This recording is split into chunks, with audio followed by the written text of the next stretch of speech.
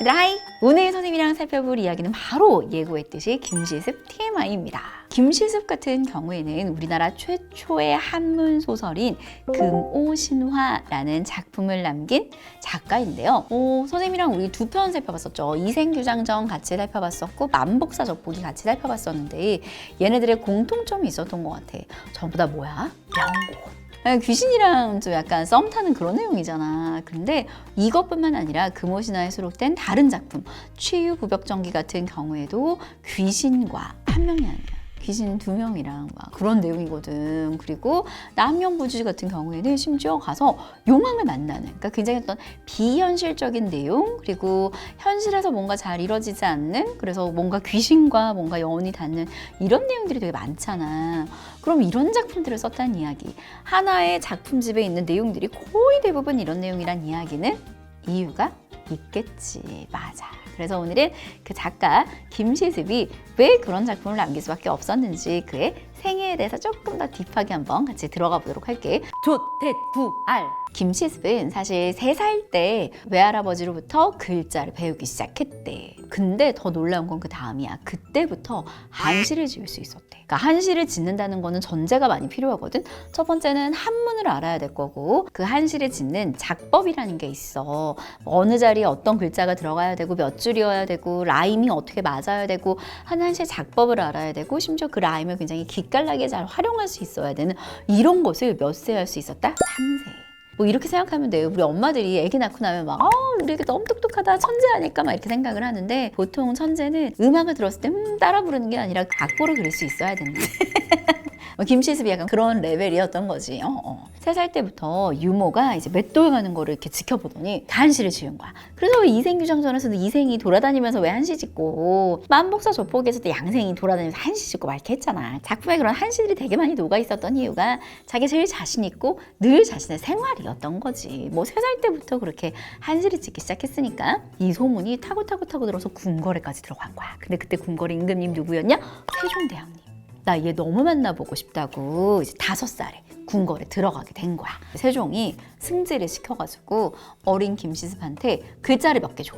그래서 이걸로 한번 지어볼 수 있겠니? 근데 김시습이 또 아주 기깔나게 한시를 쓰네. 그래서 세종대왕님이 너 진짜 너무 마음에 든다. 생각을 해보니까 내 손자가 왕위에 오를 때쯤이면 이 아이가 성장했을 것 같아. 그래서 자기 아들은 뭐 좀 있으면 왕위에 오를 텐데 그땐 얘가 너무 어릴 거고, 나중에 내 손자가 왕위에 올랐을 때 우리 손자를 잘 부탁한다. 참고로 그 손자가 누구일까? 단종. 단종은 우리나라에서 할아버지, 아버지, 자기 이 3대가 적통이었던 손꼽는 왕이야. 아마 내가 알고 있기로는 단종이 유일했던 것 같아. 혹시 틀리면 댓글 달아줘. 얘들아, 선생님 정정할게. 그래서 손자를 부탁한다 라고 이야기하면서 비단 50피를 내렸어. 비단이 엄청 길고, 왜 사극 같은 거 보면 비단 쫙 내려가지고 이렇게 싹 자르는 거 혹시 본 적 있을까? 그걸 50피를 내린 거야. 김시습이 어떻게 하냐면 자기가 집에 가져가겠대. 한 필도 들 수 없거든. 세종대왕이 어떻게? 오늘의 퀴즈. 어떻게 했을까요?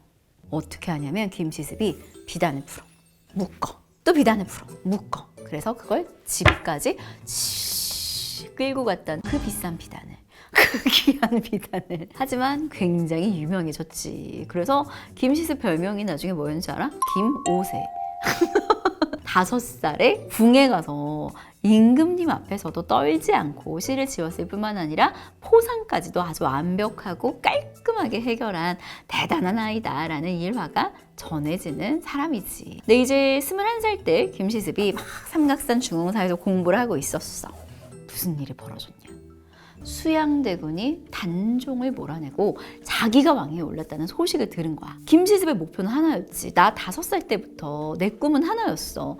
내가 나중에 그 왕을 모시는 거. 근데 그 왕이 자기의 삼촌에 이게 밀려났다는 소문을 들은 순간 공부를 접어, 책도 싹 다 불태워, 그리고 스스로 머리를 깎고 스님이 되었습니다. 그 스님 이름, 법명이라고 하는데 스님의 이름은 설잠이라는 법명이 있었고, 세조도 알았을 거 아니야, 김시습의 존재를. 그래서 정치를 도와달라고 그렇게 말을 해도 끝까지 정치에 나가지 않고 절개를 지켰던 그런 걸 우리가 뭐라고 이야기하냐면 살아서 절개를 지킨 사람을 생육신이라고 이야기하고 죽어서까지 절개를 지킨 사람들을 뭐라고 이야기하냐면 사육신 이렇게 이야기 들어본 적 있지 얘들아.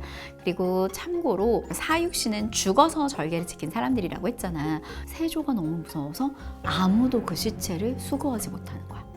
아무도 시체를 수집하지 않고 방치해 뒀었는데 김시습이 시신 하나를 다 바랑에 담아서 한강 건너에 노량진에 묻어뒀다고 해. 나중에 숙종 때 사육신들이 다시 복원이 되거든. 그래서 사육신 묘가 크게 조성이 되었고 지금 노량진에 가보면 사육신 묘가 있어. 근데 그 묘의 시작이 바로 김시습이 그들의 시신을 모아서 이렇게 했었던. 이런 김시습의 삶을 알고 나면 한시 굉장히 잘 짓는 주인공이 자기의 모습을 모델링했다라는 것도 우리가 알 수 있을 것 같고, 너무 꿈이 많았지만 현실에서 꿈이 이루어지지 않고 굉장히 비현실적인 상황 속에서만 자신의 꿈이 이루어진 비현실적인 세상을 꿈꿀 수밖에 없었던 김시습의 삶이 녹아났던 소설이 바로 금오신화가 아닐까라는 생각을 해.